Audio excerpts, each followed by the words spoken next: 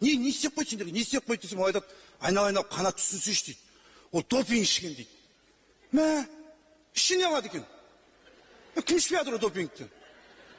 Не, ішіп алып сендерге бірдеңе деп жатыр ма ол? Біреудің мазасын алып жатыр ма? Біреуді қиратып жатыр ма? Ішкеме ақылмен ішіп жүр ол. Көтер деген теміріңді көтеріп жатыр. Туыңды желбіретіп жатыр.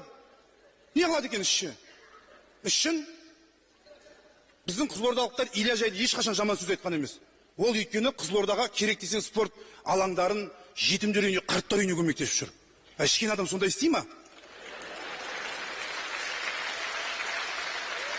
Ішін не? Ода тұрған не бар екен? Мен де ішем арасында.